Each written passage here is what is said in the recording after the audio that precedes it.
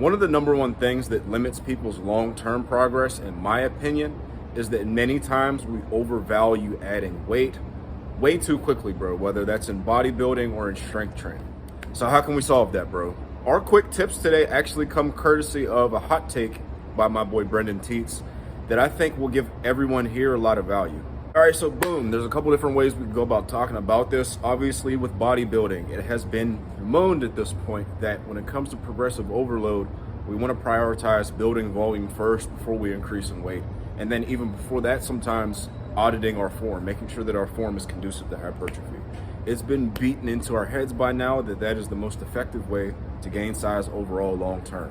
It's like if we could just add 5 pounds to our bench press every time we go to the gym, we'd all bench 1,000 pounds. So we go about progressively overloading in other ways so that we can add load consistently. So that's size training, hypertrophy training. If you want a longer breakdown, bro, just Google one. There's longer form videos out there that explain that. What I want to spend a little bit more time on is strength training. Why is adding load as quickly as possible bad with strength training? That should be like counterintuitive, right? Isn't the goal to add weight? That's a great fucking question, bro. So here's the thing.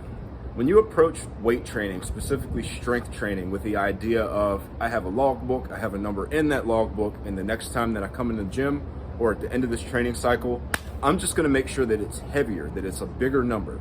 That is a great mindset to have because it keeps you accountable with progression, and it's just fun. It's motivating to get that number bigger and bigger. It keeps you in the gym, it keeps you accountable, and it keeps you interested in your training.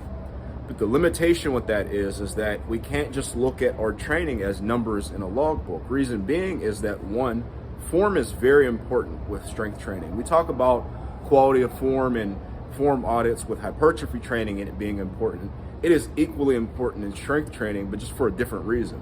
The reason being is that, one, as you lift heavier and heavier poundages, your form needs to be healthy, meaning you need to not fuck yourself up when you do it, right? And if you chase PRs using form that is broken down or you're compromising it, it's not gonna give, one, the same training adaptation that your standard form gives, and two, it's gonna lead for future training cycles to be inconsistent. The training stimulus that you get from like a squat at 500 pounds with good form is way different than what you would get if the form is shittier. So if you're basing future training blocks after shitty form, it's like I always say, bro, you pile up good on top of good, you get right. You pile shit on top of shit, you get a mountain of dookie, all right? Bad form and strength training just gives you a mountain of dookie that leads to inconsistent strength gains or injury, one of the two. So here's the thing. If you have this mindset of, if I'm not adding load, I'm not progressing, it's gonna leave you down one of two roads. And this is me speaking from like a third person coach perspective, right? Or first person, whatever would have me looking at someone's training. I'm no math whiz, okay, but I'm looking at someone's training. What is the number one thing that limits it? One, it's that they add load on top of shittier and shittier form on, say, press downs, ham curls, leg extensions, where they are literally just moving the weight. That does nothing but irritate your joints. It doesn't work the muscles anymore because your form is getting less and less stimulative to the muscles. Or there's a fellow where, because he can't add load to something, he's just gonna half-ass his accessories. So he could be doing stuff like dual rope push downs, ham curls with good form, but because it's harder to add load to something when you're following something like a double progression, they're not as excited about it. So really, those are the two biggest things that I look at when I'm working with someone that either comes from a powerlifting background or they're just a very strong guy. So what does this all mean? How did I wrap it into a bow? Well, one, you don't necessarily slow down your rate of progression, but you ensure that your rate of progression is predicated upon your standard of form being the same. Meaning, if you lift a load that is heavier than your technical PR, but the form is substantially different, that's something that you need to work on the next time that you come to the end of your training cycle. So instead of maybe you wanting to PR again over that weight that you just PR'd, maybe you want to match that PR with substantially better form.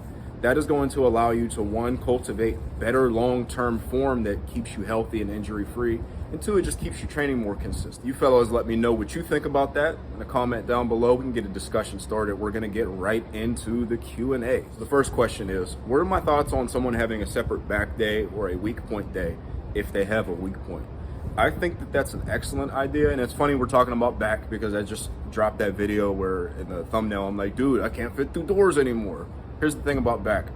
There are two ways that I like to look at this. So first, when someone asks me a question like this, I take a look at their process. So meaning, outside of what they do in the gym, what is their process like? Do they sleep enough? Do they eat enough? Are they trying hard enough? Are they drinking enough water? All the non-training variables. If that's in line, then we can start to look at, okay, what are they doing in their training? And then in terms of what you do with your training, your exercise selection and how you perform the movements is very important as well. If you have, say for example, a lagging lower back or mid back or whatever, look at your exercise selection before you look at dedicating an entire day to solving that. So if you're doing all just pull-ups or vertical pulls, for example, it would make sense that you don't have the most lower back thickness or mid back thickness. So you could look to adding an exercise like the cone row, how I like to coach the cone row, right? That I just talked about in my video here. Watch it after you watch this one.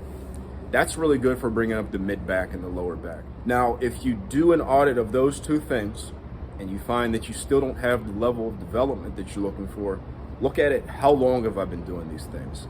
Well, I'm doing all these things, coach, but I've only been doing it for 2 months. Well, you need to look at over a long period of time. You notice over a long period of time that you're not still making the type of gains that you want to make, then you can start to look at adding shit to your program, right? So you look how it's more about refining your process and doing things the right way as opposed to piling shit on top of shit like we talked about in our quick tips, bro.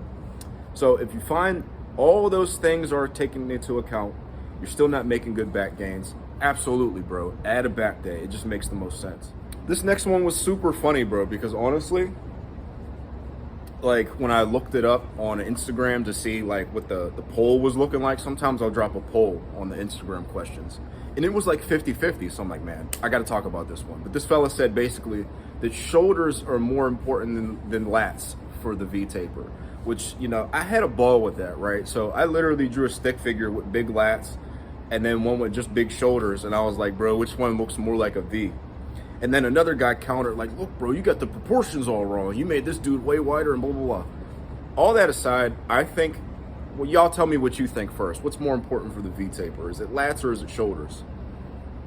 For me, all jokes aside, I think that if I had to pick between one or the other, it would be lats. But it's equally important for you to have both developed, you know what I'm saying? So I don't look at training as a this or that. I'm like, how can I do both effectively or have both be brought up to a pretty good level, right? So I think you should develop your shoulders and your lats. That's a centrist take. So someone might have thought, given my level of back development, that I would just say, look, man, lats. But I think that you need to develop both, all jokes aside. This next fellow wants to know, how can he start to incorporate some of that smaller isolation work into his training program? I think there are a couple of solutions, and it's just like the level at which you would like to approach it. A lot of people don't put accessories into their program because, one, they take extra energy, and two, they take extra time. I think that, and here's what I've done. I can walk you through what I've done. I've made it so that I'm able to do a lot more of my training sessions at home, courtesy of Bells of Steel just outfitting me with really anything that I want. But you don't need to have a completely outfitted home gym to just incorporate more at-home sessions. If you have like an upper-lower program, for example, on an upper body day, you're not really going to be doing much else besides, freaking a push and some pulls, right? And then your isolations you can do on shit like rings. There you go. You have a full training session at home that doesn't need anything but a pull-up bar, some added resistance if you want to even do that, and then some rings, right? What you'll find is when you train at home, sessions that take like an hour and a half may only take like an hour because you don't have to wait around for things and you don't have to walk around the gym. All that stuff takes time that could be spent actually exercising. So I train at least 4 out of the 5 sessions in my own full body split at home. That has left me with more time to work my arms, work my calves, and recently, maybe a couple of weeks ago, I've trained my neck with a neck harness because I saw my boy Hairso do it. It looks really cool, all right? And I've had a lot of fun doing that. I opened up my workouts with neck work. Now, people may say that'll take energy away from the compound motions. Look, I'm strong as fuck, and I don't need to worry about working my goddamn neck, taking away from my ability to, say, do reverse lunges. That's what I actually do on my first session that I'm gonna do a little bit later from now. I then go into weighted dips and I work my abs and I work my arms, and it's all Gucci, bro. Like, I'm not missing out on any energy by just doing the neck work first. So you can put it at the beginning of a program, or if you're saving time because of that home gym thing, bro, you can literally just add it somewhere in your program, and it could take an extra 10 minutes, but you're saving 20 by training at home. You see what I'm saying? Now, let's just say that you can't train at home, limited space, whatever. You're training at a commercial gym. How can you incorporate stuff like neck work? Well, I have a session that I do at the gym where I also train my neck. I just superset it with pull-ups, bro. My neck is not a prime mover in the pull-ups, so I just superset it with neck work. Again, the neck harness, bro. I don't know about you guys, but I watched Creed 2 many moons ago, whenever that first came out. And bro, I gotta tell you, that scene where Creed is training in the fucking desert and he's doing those neck curls, I actually bought a neck harness right around that time period and did it like once because I thought it looked cool. But Parasol, being the CEO of Yoke and Neck, inspired me to want to train it again. So, long story short, bro, there's a couple different ways you can approach it. Those are the ways that I like. This next one, surprisingly, actually, was like, again, another 50-50 hot take, where a fella said, look, man, you don't need to follow a fucking program, bro. Just train hard and track your progress and you'll make good gains. And it was 50-50. There are a lot of people that absolutely disagree and a lot of people that absolutely agree. So here's the thing. If you're a beginner level lifter, there's a skill in training called auto-regulation and just knowing what your body needs to grow. You do not have that skill because you're still asking questions like, how much volume do I need to do to grow this muscle? Will this exercise grow this muscle? I have trouble feeling my chest. If you are at that stage in your journey, that's not to joan on you or make you feel bad about having those questions. Those questions aren't self-evident to everybody. But if you have those types of questions, you do not have the skill not to follow an established program. I'm just going to keep it a buck. But if you have more experience, we can look at the highest level of athleticism. We can look at the Chinese weightlifting team. They follow a program for their strength training, but what you'll find is, in watching these fellas do their bodybuilding work, they're not really following a program, bro. They're taking turns doing whatever the fuck they want to do for shoulders or back or whatever, and they're just having fun with it. And it's more so about one-upping one another and having fun. I think that you can absolutely do that as an advanced lifter. It's more so just about getting in there, getting after it. You as an advanced lifter know what that needs to be for you. You know what you typically need to do for arms to get a good workout, for legs to get a good workout. So you don't need to necessarily look at your phone and say, yeah, I need to do 3 sets of between 12 and 15, blah, blah, blah. Now, do I recommend that? I think it just depends. I'm not going to ever recommend that to a beginner level lifter, but as an advanced level lifter, you have more leeway depending upon what your goals are and what your personality type is. For me, I like looking down at my phone and just doing what I'm supposed to do in that day. I don't like just going in and saying, bro, I'm just going to train arms. I'm going to do that and have fun with it, but I also want to know what exercises I'm doing, how many I'm going to do, and so on. By the way, fellas, if you were wondering about the sleeveless flannel that I'm absolutely bursting out of the seams from, it's from RASKOL Apparel. We have a launch. All of our stuff is going to sell out really quick, bro, including a Berserk inspired design that comes in a regular t-shirt along with a stringer. I'm getting both myself personally. Let's go ahead and get you one. Personally, bro, I have like 4 of these flannels, and the Berserk shirts are on the way. Make sure you get yours as well. Code OMNI at discount on raskolapparel.com for 10% off. When you get your flannel, tag me on Instagram and I'm going to share you to my story. This last question before BQ Corner. This fella has a dip that is 3 plates for a 1 rep max. He weighs $180 and he's wondering why he can't bench 2 plates for 1. You know, it's a pretty decent dip to not be able to bench 2 plates for 1. So he's like, dude, what's the issue? Well, here's the thing with dips. They're a great developmental exercise that could be argued to surpass the bench press. I don't really put the dip above the bench press or anything like that as a developmental lift. I say they're on equal grounds. But it's a lot easier to fudge a dip than it is to fudge a bench press. You can fudge a bench press, but it takes skill to be able to arch, to be able to do that. And not everybody is very strong with a wide grip. Those are things that you have to train. Whereas with a dip, it's really easy to fudge your torso position coming up and coming down. You don't have to have any skill to do that. In fact, it's just something that you can do naturally to get the weight up. When you look at your dip, it's a pretty good chance that when you're doing it, the weight doesn't actually move a whole lot or at all.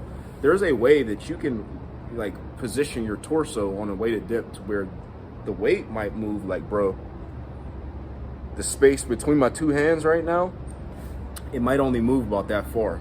So take an audit of your form. I would say even if you're doing like your dips tricep dominant, like a fellow in the comments under this question said, that wouldn't explain how you could do 3 plates at a $180, which is not, you know, you're not a 130-pound guy doing that, right? That would explain why you're not really getting anything out of it, because truthfully, muscularly, you're not really getting anything out of it when you are moving the weight that far. You see what I mean? Even if you were to do it tricep dominant, you'd still be moving that weight a pretty sizable distance, and your pecs still would be getting a pretty sizable amount of stiff. So I would take an audit of the way that you're doing your dips and then do it so that they're more chest dominant. And what that is gonna mean is you maintain a level of torso lean the entire time so that your pecs can get more engaged. It's also a matter of practicing the bench press. There's gonna be some level of carryover from getting a strong dip to then having a strong bench press. So for myself, for example, I did nothing but body weight ring push-ups for the most part for a long time, and yet I still bench a lot of people's deadlifts, all right? It's because muscularly there's gonna be carryover, but strength-wise, you still have to practice the bench press a little bit to be as strong at it as you may want to be. So maybe look into including a little bit of both of those things we just talked about, bro. All right, bro, BQ Corner. He doesn't have a question this time because I wasn't able to get one from him, but we were just talking about coffee, right? I don't know why we were talking about coffee, but I had mentioned like spilling my coffee or something, and he said, dude, fuck that coffee. Get some hot water, some instant coffee, and you just shovel it down, bro. Get that instant energy. So what do you like, bro? Do you like instant coffee or do you like fresh brewed coffee? And then moreover, are you a savage like our man BQ?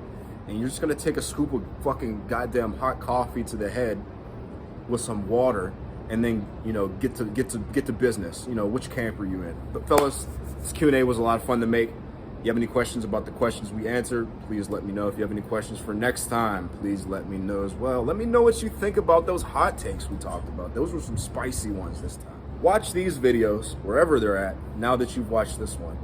I'll see you later.